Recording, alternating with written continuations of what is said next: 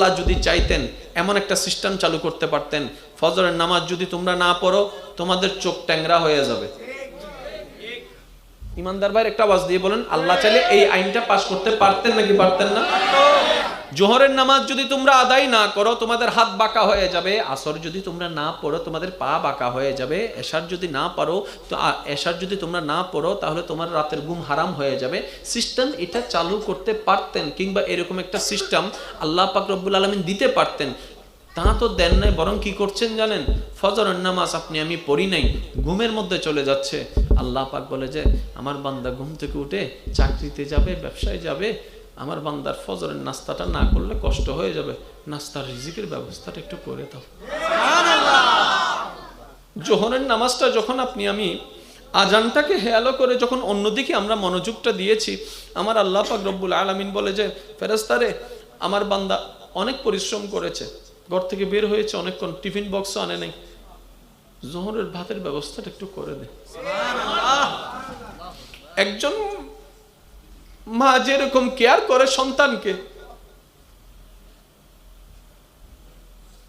অনেক অনেক বেশি কেয়ারিং করে আল্লাহ আমাদেরকে।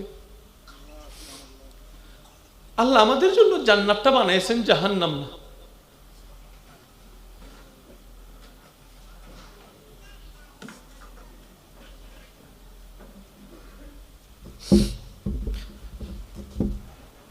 আল্লাহ পাক বলছেন, বিরক্ত হচ্ছেন আপনারা?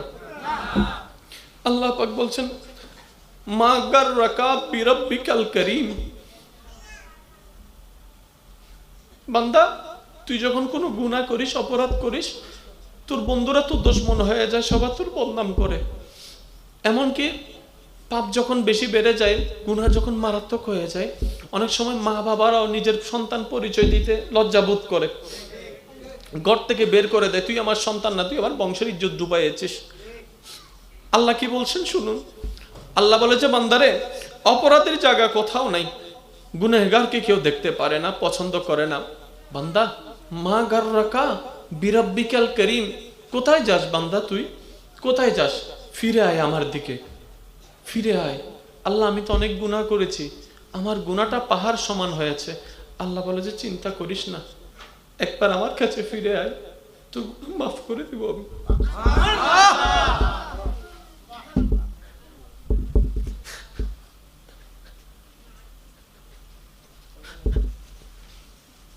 আল্লাহ আমার গুনাহ আসমান ছুঁয়ে গেছে, চিন্তা করিস না, একবার তওবা কর, আমি মাফ করে দিব। তোর আসমান সমান গুনাহ করতে তোর 50টা বছর সময় গিয়েছে বান্দা, তুই চিন্তা করিস না, মাফ তো করে দিব।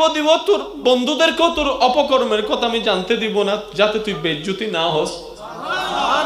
খোদার কসম করে একটা কথা বলেন বুকের মধ্যে হাত রেখে, আপনি আমি যে পরিমাণ গুনাহগুলা করছি, এক একটা গুনাহ যদি বিচির মতো হতো, ফোড়ার মতো হতো, যদি সিস্টেম এমন হতো যে বান্দা তুই একটা গুনাহ করবি তোর চেহারায় একটা তিল উঠবে, বান্দা তুই একটা গুনাহ করবি তোর একটা শরীরে ফোড়া উঠবে, যদি এরকম সিস্টেম হতো, আজকে আপনি আমি না হাঁটতে পারতাম, না বসতে পারতাম, সারা শরীরে ফোড়া উঠে যেত, এই চেহারাটা দেখার মতো থাকতো না।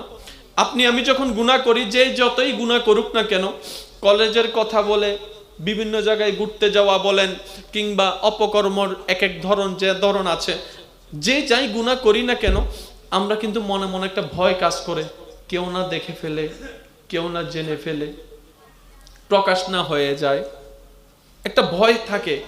আপনি যখন ভয় পান, আপনি গুনাহ করেন, ফেরেশতারা বলে যে আল্লাহ তে অপরাধ করছে, তে গুনাহ করছে, তার এটা প্রকাশ করে দিই। আল্লাহ পাক বলে যে না, আমার বান্দাকে বেইজ্জত করার অধিকার আমি কাউকে দিই নাই। এত আস্তে সুবহানাল্লাহ বলতে পারলেন আপনারা? শুনলে হাদিস অবাক হয়ে যাবেন। আমার রাসূল বলছেন, আল্লাহ রাসূলকে দিয়ে বলাচ্ছেন, ও রাসূল আমার বান্দাদেরকে আপনি একটা নিউজ দিয়ে দেন, যে বান্দা অপর একজন বান্দার একটা দোষ দুনিয়াতে গোপন রাখবে, সম্মান টিকায় রাখবে তার, আমি আল্লাহ হাসরের ময়দানে তার একটা গুনাহ গোপন করে ফেলবো।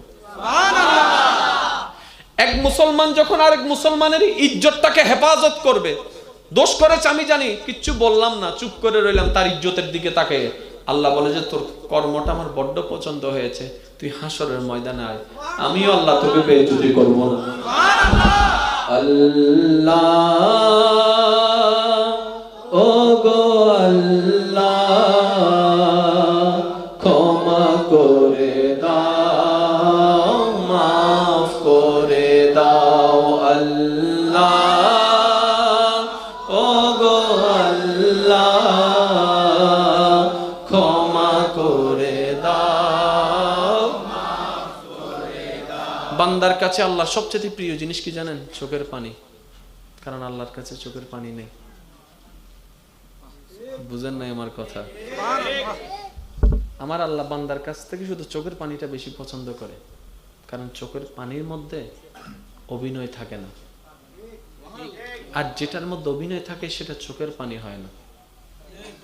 মনে রাখবেন কথাটা, চোখের পানি কিন্তু নুনতা নুনতা হয়। চোখের পানিটা নুনতা নুনতা হয়। যেটা গ্লিসারিন দিয়ে আনে এটা নুনতা নুনতা হয় না, এটা পানি পানি হয়। আর চোখের পানিটাই আল্লাহ বেশি পছন্দ করে, কারণ আল্লাহর কাছে চোখের পানি। মোহাম্মতের আওয়াজ একটু করেন না। আল্লাহ ও গো আল্লাহ ক্ষমা করে দাও, মাফ করে দাও। আল্লাহ ও গো আল্লাহ ক্ষমা করে দাও। জীবন মুদের যতদিন থাকিবে সুপথে চালাও, মাফ করে দাও। আল্লাহ ও গো আল্লাহ ক্ষমা করে দাও। মহাব্বতের আওয়াজে বলেন একবার আলহামদুলিল্লাহ। আলহামদুলিল্লাহ। আমি আপনাদের মাহফিলটাই নষ্ট করে দিলাম মনে হয় না? আসলে আমি জানি না কদ্দূর করতে পারি, কিন্তু যতক্ষণই করব মন থেকেই করব। মন থেকে না আসলে আমি করবই না, কারণ আমি অভিনয় করাটা পছন্দ করি না। আমি বিশ্বাস করি আমার প্রত্যেকটি বলা কেউ রেকর্ড করুক কিংবা না করুক, মওলার দরবারে রেকর্ড হচ্ছে। আমি কারো পক্ষেও নই, আমি কারো বিপক্ষে নই। আমার একটাই পরিচয়, আমি আল্লাহর বান্দা, রসুলের উম্মত এবং ওলি আল্লাহর অনুসারী। আমি ওলি আল্লাহ কেন মানি জানেন? ব্যক্তিকে আমি মানি না। যে বান্দাকে আমার মওলা দয়া করে কবুল করে কাছে টেনে নিয়েছেন, ওনাকে হিংসা করার, ঘৃণা করার অধিকার তো আমার নাই। কথা বলেন বাপ? আপনি তো আল্লাহর পার্টি, তাই না? ওই আল্লাহ যাকে কাছে টেনে নিয়েছেন, আপনি ওনাকে দূরে সরার ক্ষমতা আপনাকে কে দিয়েছে? ঠিক না? এখন খুব খেয়াল করবেন, যিনি এমপি তিনি মন্ত্রী নন, কিন্তু যিনি মন্ত্রী তিনি এমপিও মন্ত্রীও।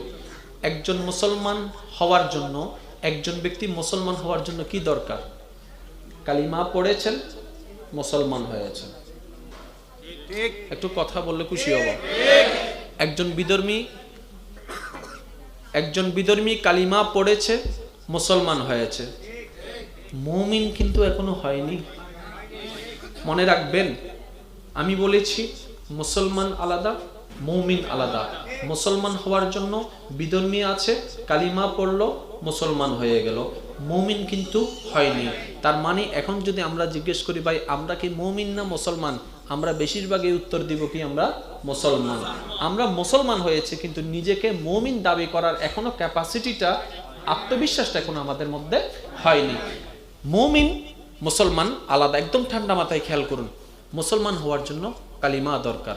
এখন আল্লাহ, আমরা তো একটু মুমিন হতে চাই। মুসলমান তো হয়ে গেলাম, বিধর্মী ছিলাম, মুসলমান হয়ে গেলাম। আল্লাহ কালিমা তো পড়েছি, মুসলমান হয়েছি। মুমিন, আল্লাহ বলে যে না, মুমিন হচ্ছে মুসলমানের আপগ্রেড ভার্সন। আরেকটু জোরে বলতে হবে। মুসলমান মুমিন, মুমিন হচ্ছে মুসলমানের এক ধাপ আগায়, এক ধাপ আগাই। এখন জিনিসটা আপনারা টোটালি ভাবে একদম ভালো করে বুঝতে পারবেন, যেহেতু শিক্ষিত সমাজ আছে, ব্যাখ্যামূলক বলার দরকার নাই, হালকা হালকা বললে ইনশাল্লাহ। আজকে ভয়েস আমি করব 20%, আপনারা করবেন 80%। রাজি আছেন? কথা বলেন না। সবসময় তো শুনে আসতেছেন, আজকে একটু করার চেষ্টা করেন না। রসুলের উম্মত হিসেবে রসুলের গুণগানও একটু বলার চেষ্টা করার দরকার আছে। আল্লাহর বান্দা হিসেবে আল্লাহর গুণগানও করার চেষ্টা করার দরকার আছে। কথা বলেন ঠিক না? আরেকটা আওয়াজ দেন, ঠিক না? মোকারম বাড়ি করবে সবাই মিলে, বলেন না? আবার অল দুও তুললে দিয়ে বিজয় দিবস মনানোর জন্য আবার চাই 20, আমি করব 20, আপনারা করবেন? রাজি আছেন? যারা যারা খুশি মনে রাজি আছেন ডান হাত তুলে একবার বলেন মারহাবা।